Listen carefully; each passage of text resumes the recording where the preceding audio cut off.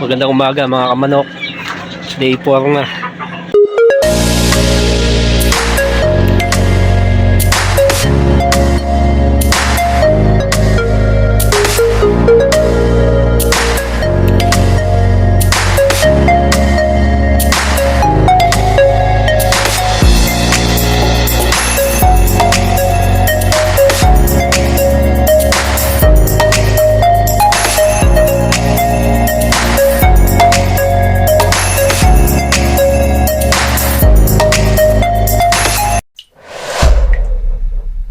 Day 4 na ng ating egg incubation.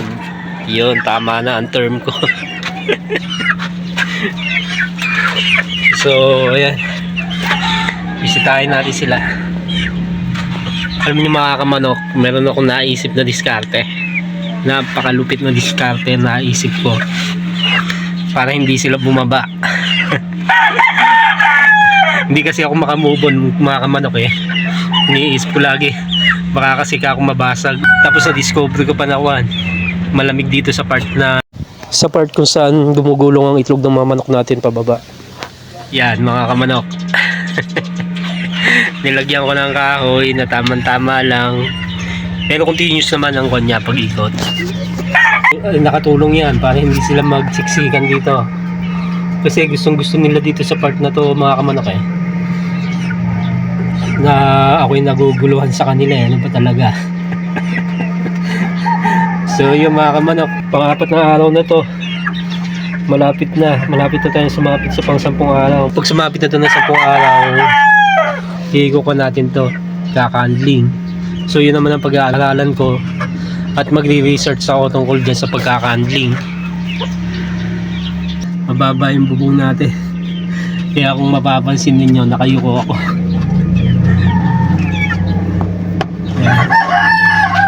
Nakayukulan tayo, so ganito lang forma natin habang tayo nagbibideo.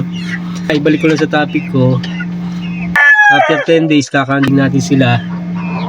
Titingnan natin yung mga bugok, tatanggalin na syempre, automatic yun kasi baka pagdating ng 18 days sumabog, mamamaho incubator natin, sayang bago pa naman. So tungkol nga pala sa mga kamanok do sa ating parapol, malapit na po. Puro malapit na. Baka sabihin naman ng mga kamanok natin, oh, kailan ba yung malapit na? Wala ka pang petsang sinasabi. Pero it's a far na mga kamanok. Kasi nabanggit ko nga, pag na-monetize tayo, o kung hindi man tayo ma-monetize, tuloy pa rin ang raffle natin. Kasi medyo matagal talaga magpa-monetize kay YouTube. To be fair naman sa inyo mga kamanok, diretso pa rin ang raffle natin para hindi nyo naman sabihin baka naman niloloko mo lang kami. Hindi po ganon. Kung ano man po yung natin na ipangako, ipaninindigan po natin yon.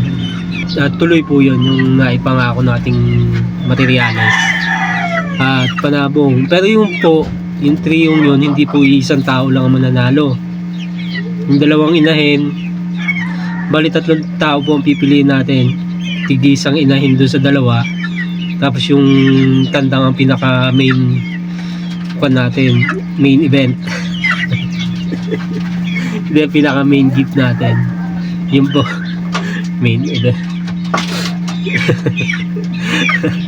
Pasensya na po kayo mga kamanok, minsan wala talaga akong masabi eh.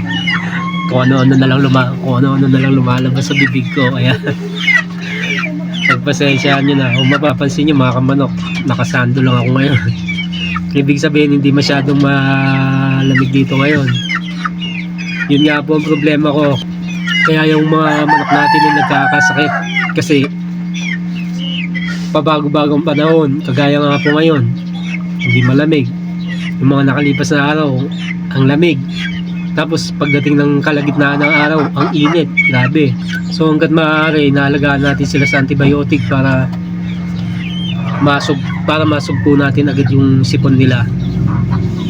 Pero hindi naman siya masyadong hindi naman siya yung fatal kung tawagin, yung mga hindi naman fatal yung sipon nila. Yung ibig sabihin yung nakakamatay. Ibig sabihin, ninalak siya ngayon,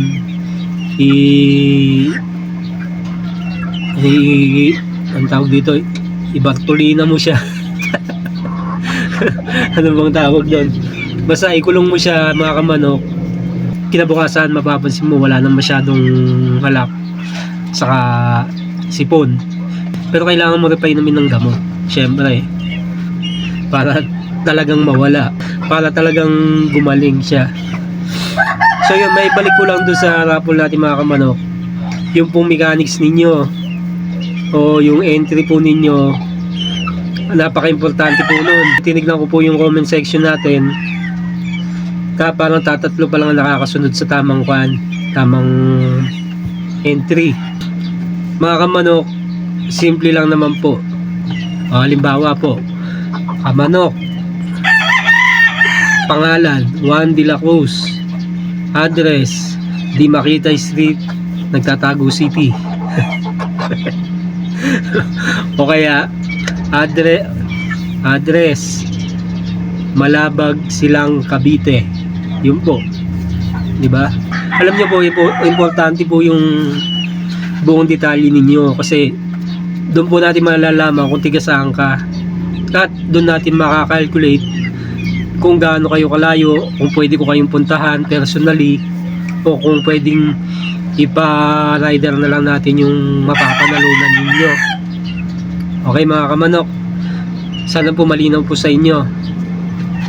So yun, hindi ko na po hahabaan masyado ang ating video ngayong araw, kasi meron pa po tayong gagawin. Magpapakain pa po tayo ng ating mga alaga at maghahanap buhay syempre.